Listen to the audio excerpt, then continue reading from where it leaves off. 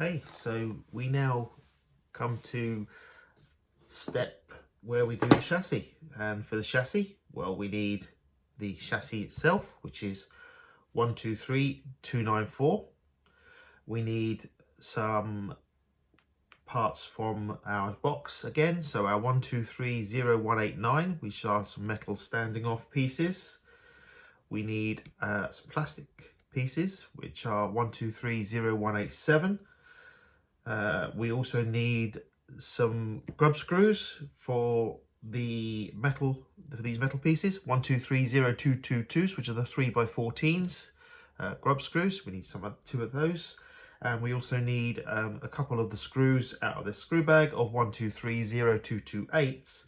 They're the 3x10mm self-tapping countersunk screws. Quite a nice step assembling this part of the chassis. So here we are, we have our chassis component, we have our long grub screws, we have our metal standoffs, we have our plastic pieces, and we have our 10mm self-tapping counter head screws. So we can just pop this into place. So we need to collect a hole here, which we need to screw up through the bottom. So just checking which sort of side. I think that's the side there that we need to go in, so just sort of looking at that. So that screws through there, screws through both sides. So again, you know, a little bit tricky here, trying to work out from the drawing, because you've got a hole in this top piece, whether you need that facing the top or whether you need it facing the bottom. So I'm going to assume, because I can't see from the drawing because it's not very clear, I'm going to assume we're going to need that at the top, because we wouldn't be putting it into the bottom of the chassis. Yeah, here we go. Got to capture this in one of these holes. Believe, by the looks of things, I think it goes on this standoff, which is here. Yeah, I think so. So it looks like we screw this down into the standoff, and then we screw this onto the post. So yeah, we'll take our hex driver, pop that into there, screw this into the standoff, and I think we've got one at the front as well. Yeah, got one at this one at the front here. So you've got two holes. This one in here is the where the standoff needs to be. So I think this is going to be holding the battery in. So anyway, let's screw this in.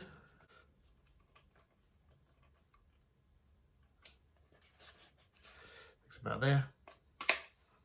And actually, while I'm here with the hex driver, I may as well do the front one at the same time. So take our chassis. So yeah, these are going to be the battery posts. So you can see the hole needs to be facing up, because I'm assuming a pin will now go through the front to collect a battery and hold a battery strap in. So that makes some sense, doesn't it? So there we go. Okay. Screwed that down as far as it can go. I think this one can go a little bit more.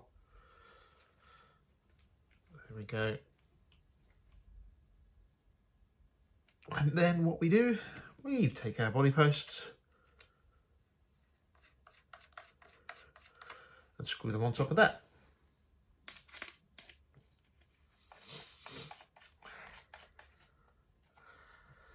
And I'm assuming we need to give this a turn and adjust accordingly later on. So we'll turn that around. So I'm just putting that through. And I'm assuming it goes horizontal across. So we'll see, won't we, later on. But they're the posts in there. And the next bit, we take our other posts here. We need to collect a countersunk screw underneath. Now it looks like it could be the inner one of here. It's going to be a good guess. So I think if you look carefully at the holes here, I think one of the holes is a bit bigger than the others. So I think that will slot on there. Yeah, I reckon it's that way round. And you collect that. So you've got the two like that. So, and then you collect the screws underneath the countersunk. So soon find out whether I'm right or not. Again, educated guess here. So there we are, that's in place. There we go. There we are. And you don't have to go too mad, just a nip and a quarter turn. There we are, I think that's in place. So this is a classic example of the instructions, again, not being able to decipher the instructions very clearly. I think that, you know, there could be some improvements to this manual. So you remember the steering linkage here back at this step in the other part, and I put this on the wrong way round. I put it so it was the other way round. So I found that out now, now that I'm on this step where I'm putting the chassis together, because this needs to be collected on these holes here, and because I had this the wrong way around, it wasn't clearing the area in the chassis. So now I've turned it around the right way around, we can put this in. So again, as you can see, there's a few areas that the manual can be a little bit more clearer, so that you can understand it. But yeah, these are the challenges of building this lovely kit. So anyway, yeah, I should crack on and put these in. So to screw these in, you need a couple of the 123 0231s. These are the 3 by I think the 3x10 countersunk machine screws. And as I'm going into the bottom of here where the metal is, this is a metal edge there, I'm going to use a little bit of locking thread lock to do that. So yeah, 1 second while I do. I've actually got a little bit of thread lock left over from building the other kits. I'll use a little bit of that while I'm there, may as well. So don't need to go mad, a little bit of thread lock on there. So let's hold that in place over the hole, collect the hole. So we're just going to line that up, I'm just going to line that up underneath, collect the hole. There we go. As it's a machine screw, just come back on yourself a couple of turns until you get the threads. And that's it, captured the thread now. There we go, that's the one in that side, and then I'm going to collect the other one in the other side too. So again, line up the hole just so it's lined up, and we'll get a little bit of thread lock on this one too, like so.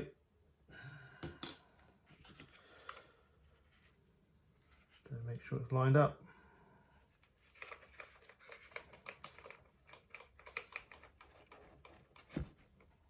Capture the threads by coming back a few turns. There we go. Here we are. That's it. That's that bit done.